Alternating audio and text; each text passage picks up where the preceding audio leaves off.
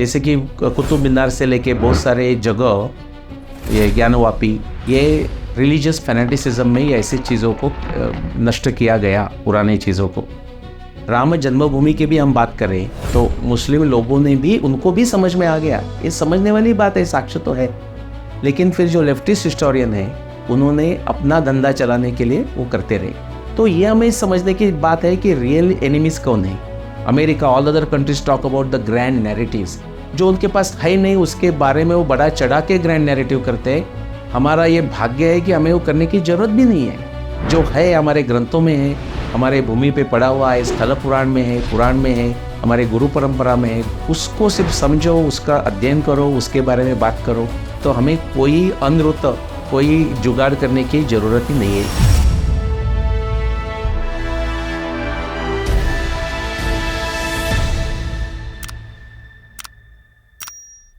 मैंने जब रामायण का संशोधन किया और ये काला निर्णय किया कि वो 12,209 BC में हो गया, तो अनेक लोगों ने ये प्रश्न पूछा कि आपके पहले तो बहुत बहुत बड़े बड़े लोग होके गए, उन्होंने प्रयत्न किया, उनको सफलता भी नहीं मिली उसमें, क्या आपको ये विश्वास कहाँ से लगता है कि आपने जो किया है वो करेक्ट है और बाकी लोगों का करेक्ट नहीं है?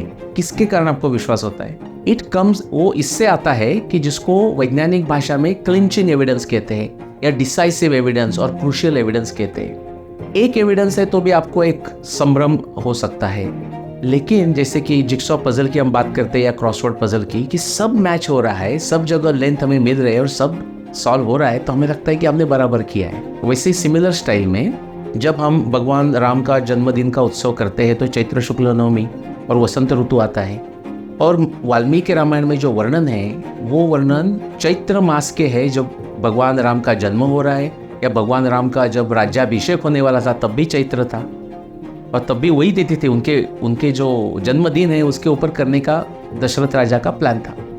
तो दशरथ राजा जो वर्णन कर रहे हैं वो कैसा वर्णन कर रहे हैं? चैत्रम श्री मानयम मास पुण्य पुष्पित कानन, ये चैत्र महीने का ऑस्पिशियस बड़ा सौभाग्यशाली समय आ गया है। ऐसा समय है कि पूरे जो वन है वो फूलों से भरे हुए हैं।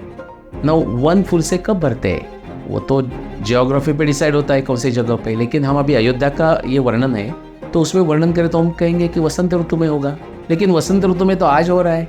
अभी उसके लिए हमें खगोल शास्त्र, एस्ट्रोनॉमी समझनी पड़ेगी, बिकॉज आज तो रामायण नहीं हुआ है, तो हमें पीछे जाएंगे, 2000 साल पहले रामायण हुआ है क्योंकि तब भी वसंत ऋतु था, तो हमें विश्वास है कि 2000 साल पहले भी नहीं हुआ है, बहुत सारा साक्ष्य है। तो उसके पीछे जाना है तो शिशिर ऋतु आएगा, उल्टा जो संपाचरण उल्टा चलता है। शिशिर ऋतु में फूल नहीं आते, ठंडी में फूल नहीं आएंगे, फूलों से वन ये नहीं होंगे, प्रफुल्लित नहीं होंगे। उसके पीछे हेमंत ऋतु आता है, ठंडी है, उसमें भी नहीं होंगे। तो उसके पीछे जाते जाते हमें शरद ऋतु का समय आता है कि वो हो सकता है, टेंटेटिव प्रोबेबिलिटी ना। वो ये प्रोबेबिलिटी की बात नहीं है, बिकॉज हम फिर उसमें देखेंगे वाल्मीकि रामायण में तो पूरे वर्णन है, यदि ब्रुवंत, लाइक पूरा आकाश में मेघ छाए हैं, नृत्य नंदन, सो जो पिकॉक है, मोर, मयूर, वो नृत्य कर रहे हैं, ये शरद ऋतु का, वर्षा ऋतु का वर्णन है। लेकिन अभी तो हो नहीं सकता, वसंत ऋतु हो नहीं सकता, और कोई ये कह रहा है कि वसंत ऋतु ही होना चाहिए, तो वो आदमी को वो प्रसंग को मान्य करना पड़ेगा कि कम से कम उनको 26,000 ईयर्स पीछे जाना पड़ेगा। तो वही तो उनको ऑब्जेक्शन है कि भाई आप पीछे क्यों जा रहे हो, तो आज नहीं रामायण हुए तो कम से कम 26,000 ईयर्स उनके आर्ग्यूमेंट से जाना पड़ेगा, वो जा नहीं सकते। ऐसे बहुत सारे मूर्ख लोग हैं कि जो मेरे साथ बहस करते रहते हैं सोशल मीडिया में ऐसे ना। ये एक हुआ तो ये बोले ठीक है थोड़ा सा है, लेकिन सबसे और 3 मैं आपको बताऊंगा, और 4th जो है वो एकदम फाइनल स्टैम्प कर देता है। जब रामायण में ऐसा वर्णन आता है कि राम, लक्ष्मण, सीता पंचवटी में, नासिक में आ गए और उधर वो रहने लगे, तो हेमंत ऋतु का समय आ गया, ऐसा वाल्मीकि रामायण में वर्णन आता है। और लक्ष्मण पूरे दिन का वर्णन करता है, 24 आवर्स में क्या हो रहा है हेमंत ऋतु में, सूर्योदय के पहले से लेके सूर्योदय, उसके बाद आफ्टरनून, दोपहर होना, सनसेट होना, और पूरा नेक्स्ट डे। तो वो वर्णन में जब सनसेट का समय आता है तो लक्ष्मण कहता है निवृत्त आकाश शयना पुष्यनीता हिमारुणा, सिंप्लिसिटी में कि सूर्य का जो सूर्यास्त हो रहा है वो पुष्य नक्षत्र पे हो रहा है, और ये जो समय है वो हेमंत ऋतु का समय है। अभी जिनको खगोल शास्त्र 101 बोलते हैं ना, बेसिक एक नॉलेज एकत्र आप उन्होंने लाया, तर्कशास्त्र लाया, वैज्ञानिक बुद्धि लाया, तो पता चलता है कि ये जो वर्णन है ये वर्णन 11,000 BC से लेके 17,000 BC तक ही सत्य हो सकता है, उसके बाद में नहीं हो सकता, उसके पहले नहीं हो सकता। ये दूसरा एविडेंस। तीसरा एविडेंस, जब अंगद सीता के शोध में दक्षिण दिशा में जा रहे हैं, और वो कब निकले, आपको याद होगा कि वर्षा ऋतु में वाली को मारने के बाद राम लक्ष्मण किष्किंधा के बाहर रुके थे पूरा वर्षा ऋतु में, और वर्षा ऋतु होने के बाद शरद ऋतु आ गया तो सब वानर एकत्र आने लगे, और शरद ऋतु के एंड में वो सीता को ढूंढने को निकले। वाल्मीकि रामायण में ये वर्णन आते हैं कि शिशिर ऋतु चला गया, हेमंत ऋतु चला गया, इतना ही नहीं वसंत ऋतु आ गया, और सुग्रीव ने सिर्फ 1 महीने का समय दिया था। तो बहुत बार वर्णन आते हैं कि 1 महीने का समय चला गया, हम क्या करेंगे। नाउ ये समय में अंगद कहते हैं, अंगद फ्रस्ट्रेट हो गए, बोलते मैं नहीं जाऊंगा किष्किंधा, मैं तो इधर ही बैठ के उपवास करके मेरा आयुष्य एंड कर देता हूँ। तो उसी समय वो कहते हैं, वयम अश्वायुजे मासी काल संख्या व्यवस्थिता प्रस्थिता सोपि चातिता किमतः कार्यम उत्तरम। ये सब इतना समय चला गया, अभी तो वसंत ऋतु आ गया, वसंत ऋतु का अश्विन महीना आ गया, वो भी चला जा रहा है, अभी हम कैसा काम हमारा कंप्लीट करेंगे। तो ये अश्विन महीना वसंत ऋतु में आना, चैत्र महीना शरद ऋतु में आना, और हेमंत ऋतु में सूर्यास्त पुष्य नक्षत्र में होना, ये आप जिक्सॉ पजल जैसा फिक्स करोगे ना, तो 10,000 ईयर से लेके 15,000 ईयर BC तक का समय आता है। नाउ फाइनली उसमें से क्लिंचिंग एविडेंस। उस समय ध्रुव तारा कौन था? अभी का ध्रुव तारा को हम पोलारिस कहते हैं, ध्रुव मत्स्य कहते हैं, उसमें से पोलारिस। तब का ये तारा नहीं था। ये क्यों होता है? एस्ट्रोनॉमी के कारण होता है। तो तब का जो वर्णन है, रामायण इतना स्वच्छ क्लियर वर्णन देता है कि भाई ध्रुव तारा कौन है रामायण के समय का। उसका नाम है ब्रह्म राशि, यानी कि अभिजीत, यानी कि मॉडर्न एस्ट्रोनॉमी में वेगा ऐसा कहते हैं उसको। उसका वर्णन है, ब्रह्म राशि विशुद्धस्य शुद्धाश्च परमर्षया अर्चिष्मंत प्रकाशंते ध्रुवम सर्वे प्रदक्षिणम। सप्तर्षि ये ब्रह्म राशि, ये जो ध्रुव तारा है उसको प्रदक्षिणा कर रहे हैं। अगेन एस्ट्रोनॉमी 101, खगोल शास्त्र 101। आंख बंद करके आप कह सकते हैं, ओपन करने की भी जरूरत नहीं है। ब्रह्म राशि ध्रुव तारा है, और यहां से हमें पीछे जाना है 12,000 BC, exactly 14,000 years ago, that is when ब्रह्म राशि वाज अ पोल स्टार। उसी समय ऐसा होता है एस्ट्रोनॉमी में कि जो अगस्त्य का तारा है, उसको इंग्लिश में कैनोपस बोलते हैं, वो दक्षिण में पोल स्टार बन जाता है, और उसका वर्णन भी वाल्मीकि रामायण में आता है। जो दक्षिण पार्टी को कहा है, दक्षिण साइड में जाने वाले वानरा पार्टी को, आपको अगस्त्य देखना है, अगस्त्य का तारा, तो आपको ऑल द वे भारत के दक्षिण कॉर्नर पे जाना पड़ेगा। उतना ही नहीं, उधर का महेंद्र पर्वत के ऊपर चढ़ना पड़ेगा, तभी आपको अगस्त्य दिखेगा। आज तो अगस्त्य दिल्ली से दिखता है, लेकिन तब कन्याकुमारी तक जाना पड़ेगा, कन्याकुमारी की भी नहीं चलेगा, उधर माउंटेन पे चढ़ना पड़ेगा। क्यों? बिकॉज वो भी पोल स्टार हो चुका है। अगेन आंख बंद करके देखिए, 12,000 BC। ये 4 हो गए। नौ प्रश्न ये उठता है, तो जो ब्रह्म राशि का जो साक्ष्य है, उससे समझता है कि 10,000 BC से लेके 14,000 BC तक, इतना ही। ये मैं एकदम लिबरल होके बोल रहा हूँ, अदरवाइज तो 11,000 से लेके 13,000 तक की बात है। इतना सॉलिड एविडेंस है। तो लास्ट में जो टाइम स्टैंपिंग का एविडेंस आता है, उसमें से 12,209 मैंने कैसा निकाला?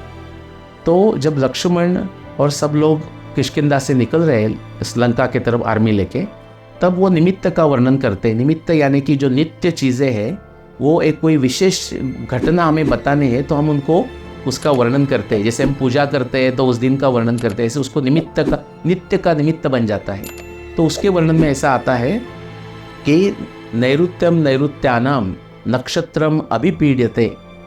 जो नैऋत्य नक्षत्र, नैऋत्य देवता है मूल नक्षत्र का, मूलम मूलवता स्पष्टम, ओके, दुप्पेन धूमकेतुना। तो ऐसा एक धूमकेतु आके मूल नक्षत्र को ट्रबल कर रहा है। तो ये जो 4,000 ईयर्स का पीरियड है, 10,000 BC टू 40,000 BC, उसमें एक ही इंस्टेंस है कि ऐसा धूमकेतु आता है और वो मूल नक्षत्र को, सिर्फ मूल नक्षत्र को पीड़ा दे रहा है। और बाकी सब जो 600 से ज्यादा जो साक्ष्य है रामायण की, वो ये जो डेट आता है 12,209 BC को, उसको सपोर्ट करते हैं। इंग्लिश में उसको कोरॉबोरेशन बोलते हैं। इसी के कारण मैं आत्मविश्वास के साथ कह सकता हूँ कि 12,209 BC इज द करेक्ट। दूसरी कोई भी तारीख करेक्ट हो ही नहीं सकती। This remains my open channel. Bhagavata Purana में भी कृष्ण बोलते हैं कि ऐसा कोई एक चीज़ पे कोई बात होती नहीं। हमें विज्ञान में भी हम ट्रायंगुलेशन कहते हैं, एक्सप्लेनेशन, प्रेडिक्शन, टेस्टिंग, वो तीनों एकत्र आना जरूरी है। कृष्ण भगवान तो उसके आगे जाके कहते हैं कि ये ट्रायंगुलेशन भी सफिशिएंट नहीं है, वो तो बोलते हैं क्वाड्रेंगुलेशन होना चाहिए।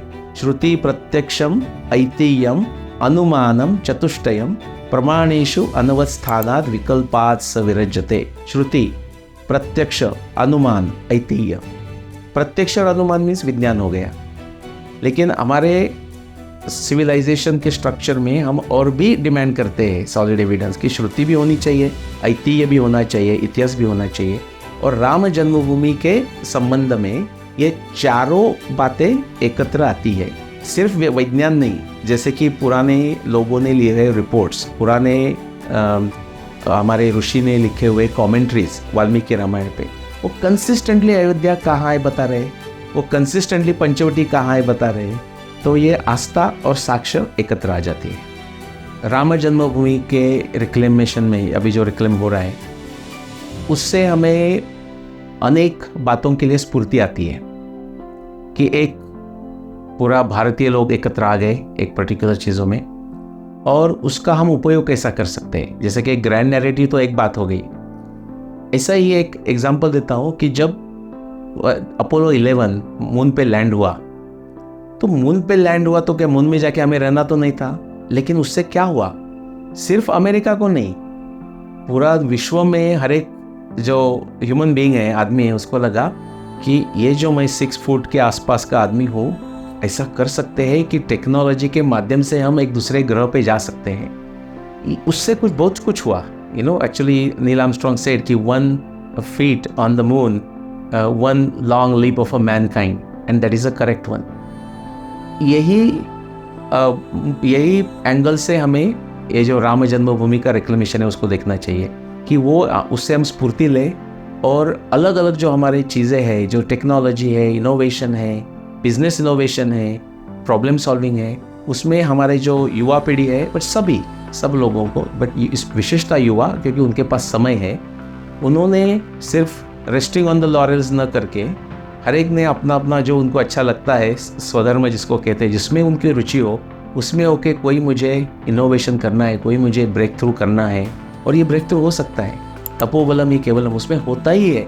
जब तो भगवद गीता में ऐसा है कि उपद्रष्टा हनुमंता च भर्ता भोक्ता महेश्वरम, ये रिवोल्यूशन ऑफ अ भगवान रियलाइजेशन, गॉड रियलाइजेशन है।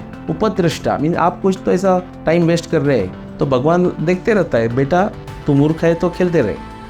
अनुमंता, लेकिन आप कुछ अच्छा करने लगते हैं तो वो अनुमति देता है। अनुमति कैसे देता है, एक हमारे पेरेंट्स हमें पैट करते हैं, सिमिलरली ही डज समथिंग, आपको लगता है कि I am on the right track.